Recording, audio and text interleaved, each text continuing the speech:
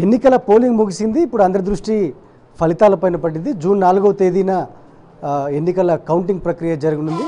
So రాష్ట్ర వ్యాప్తంగా ఎట్లాంటి ఫలితాలు రాబోతున్నాయో రకరకాల చర్చ జరుగుతోంది. ఈ నేపథ్యంలో రాప్తాడు శాసనసభ్యులు తోపుదుర్తి ప్రకాష్ రెడ్డి గారు మన ముందున్నారు. ఆయన విశ్లేషణ ఏంటో తెలుసుకునే ప్రయత్నం చేద్దాం. ముందుగా సార్వత్రిక ఎన్నికలు ముగిశాయి. ప్రధానంగా ఏ రాజకీయ పార్టీ ఆ రాజకీయ పార్టీ మేమే గెలుస్తామన్న ధీమా వ్యక్తం చేస్తారు. మీరు రాష్ట్ర వ్యాప్తంగా ఏ ప్రభుత్వం ఏర్పాటు కాబోతుంది, ఫలితాలు ఏ విధంగా ఉండబోతున్నాయి, ఎందుకు కారణాలు ఒకసారి చెప్పండి, విశ్లేషించండి సార్.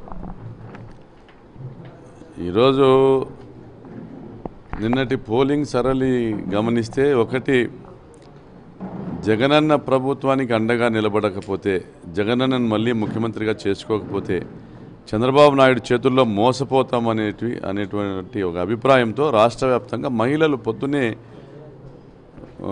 క్యూలు కట్టారు. పోలింగ్ స్టేషన్ల వద్ద క్యూలు కట్టారు. పథకాలు లేవు, ఏమీ లేవు, అమరావతికి తరలిస్తాం సంపదనంతా అని చంద్రబాబు మాట్లాడినటువంటి ఆడియోను ఏవైతే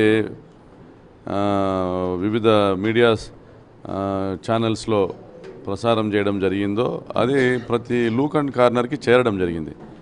ఇంత మోసగాడ చంద్రబాబు నాయుడు అనేది ప్రజలు ఒక నిర్ణయం తీసుకోవడము, ఇతనికి తప్పనిసరిగా బుద్ధి చెప్పాలా చంద్రబాబు నాయుడు అనే ఉద్దేశంతో రాష్ట్ర వ్యాప్తంగా ఏకపక్షంగా ఇర్రెస్పెక్టివ్ ఆఫ్ లొకేషన్, ఎక్కడే కానీ మీకు ఉత్తరాంధ్ర కావచ్చు, కోస్తాంధ్ర కావచ్చు, దక్షిణ కోస్తా కావచ్చు, రాయలసీమ కావచ్చు, అది కడపైనా, కర్నూలైనా, కాకినాడైనా, ఎక్కడైనా కానీ మీకు ఒకటే ఉంది. పొద్దున్న నుంచి రాత్రి వరకు, సాయంత్రం వరకు కూడా పోలింగ్ బూతుల దగ్గర కంటిన్యూటీ ఉంది. ఎప్పుడు ఏ ఎలక్షన్లో ఎవరు గమనించున్నారు ఇలాగ. స్థానిక సంస్థల ఎలక్షన్స్లో ఎలాగైతే పోలింగ్ చేసుకుంటారో 80%, 85%, 90%, కొన్ని చోట్ల 95% కూడా, అంటే వన్ సైడ్ మ్యాండేట్ జరిగిందండి. 70% మహిళలు వైఎస్ఆర్ కాంగ్రెస్ పార్టీకి ఓటేసినారు. 70% మహిళలు వైఎస్ఆర్ కాంగ్రెస్ పార్టీకి ఓటేసినారు. నేను గెలిస్తే 50 రూపాయలకే మందిస్తాను తమ్ముళ్ళు అంటే ఏ మహిళ మాత్రము చంద్రబాబు నాయుడిని గెలిపించాలని కోరుకుంటారు? మరి ఆచరణకు సాధ్యం కానివి, అమలుకు సాధ్యం కాని హామీలు ఇస్తున్నారనేది గమనించినారు. ఇతను గతంలో ఏవైతే మోసపూరితమైన హామీలు ఇచ్చాడో మరి అవే మోసపూరితమైన హామీలు రిపీట్ చేశాడు. 20 లక్షల ఉద్యోగాలు, నిరుద్యోగ భృతి అని. ఆ రోజు సాధ్యంగా ఉంది, ఈరోజు ఎలా సాధ్యమవుతుంది? గతంలో ఏ టీం అయితే ముగ్గురు కలిసి మోసం చేశారు, మళ్ళీ ముగ్గురు కలిసి వచ్చారు. అంటే దొంగలంతా ఒక తాటి మీదకి వచ్చారు. ప్రజల గుండెల్లో చిరస్థాయిగా నిలబడిపోయేటువంటి కార్యక్రమాలు చేసిన జగన్మోహన్ రెడ్డిని ఓడించాలనేసి ఉన్నారు. ఈ రాష్ట్రానికి మేలు చేయాలని కాదు, జగన్మోహన్ రెడ్డిని దూషిస్తూ అతన్ని టార్గెట్ చేసి అతని ఈరోజు కేంద్ర ప్రభుత్వంతో చేతులు కలిపింది చంద్రబాబు నాయుడు, బీజేపీతో చేతులు కలిపింది ఎన్నికల కమిషన్ లోబర్చుకోవాలనేటువంటి కుట్ర.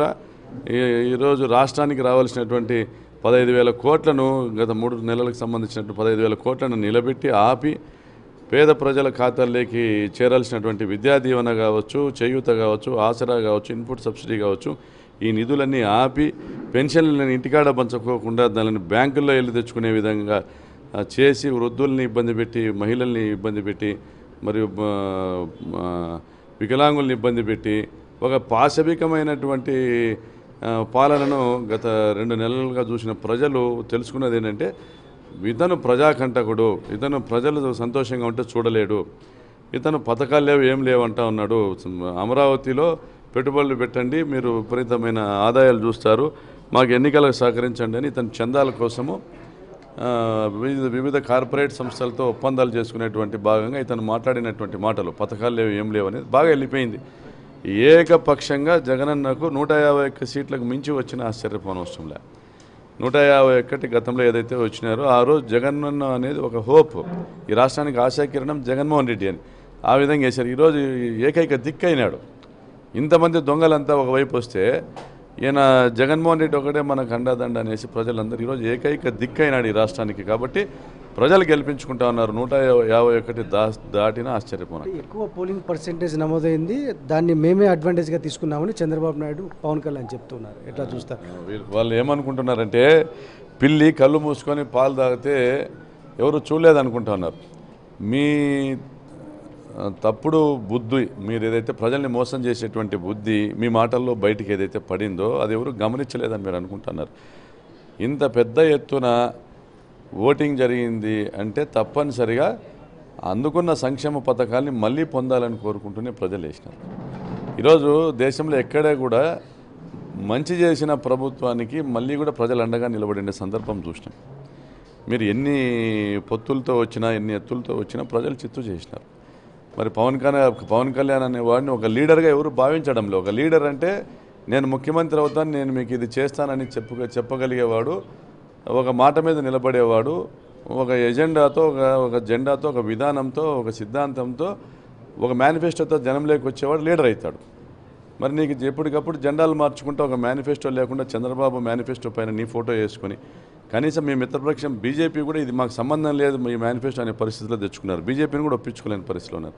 పేలవమైనటువంటి అలయన్స్, పేలవమైనటువంటి నాయకత్వం మిమ్మల్ని ఇద్దరిని నమ్మడం లేదు. నువ్వు ఎంతసేపు చంద్రబాబు నాయుడు జెండా పట్టుకొని నువ్వు చంద్రబాబు నాయుడు కార్యకర్త కానీ నువ్వు జనసేనకు నాయకుడు ఎన్నడూ కాదు.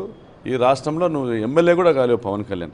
మరి ఇటువంటి failure leader, failure chief minister, వీళ్ళిద్దరి కాంబినేషన్ టోటల్ ఫెయిల్ అయింది. పోలింగ్ సందర్భంగా టీడీపీ హింసను ఏ విధంగా చూస్తారు? తాడిపత్రి కావచ్చు, రాప్తాడు కావచ్చు, పల్నాడు జిల్లాలో కావచ్చు పెద్ద ఎత్తున వైలెన్స్ జరిగింది, ఎట్లా చూస్తారు? ఇప్పుడు వీళ్ళకు మధ్యాహ్నం వరకు కూడా ప్రజలు ఏదో మమ్మల్ని ఎన్నుకుంటున్నారనేటువంటి ఒక భ్రమ ఉన్నింది. వీళ్ళు దౌర్జన్యాలు చేయడం అనేది చేసినారు, పెద్ద ఎత్తున దాడులు చేసి అంటే మా చేతుల్లో అధికారులు ఉన్నారండి, మీరు ఎక్కడికెక్కడైతే ఎస్పీలని మార్చినారో, డిఐజీలని మార్చినారో, ఎక్కడైతే కలెక్టర్లు మార్చినారో, ఎక్కడైతే మీరు ఎన్నికల ప్రక్రియను మా చేతుల్లో తీసుకున్నామని భావించినారో, మీరు గెలుస్తామని ఎక్కడైతే భావించినారో అక్కడంతా దౌర్జన్యాలు చేసినారు. ఇది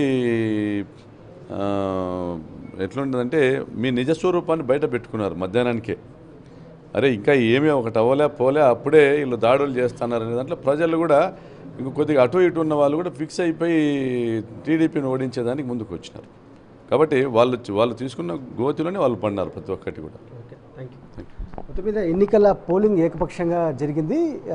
వైఎస్ఆర్ కాంగ్రెస్ పార్టీ ప్రభంజనం మరోసారి రాష్ట్రంలో ఖాయం అంటున్నారు రాప్తాడు శాసనసభ్యులు తోపుదుర్తి ప్రకాష్ రెడ్డి గారు. వీడియో శ్రీనివాస్ రెడ్డి, శివారెడ్డి, సాక్షి న్యూస్, అనంతపురం జిల్లా.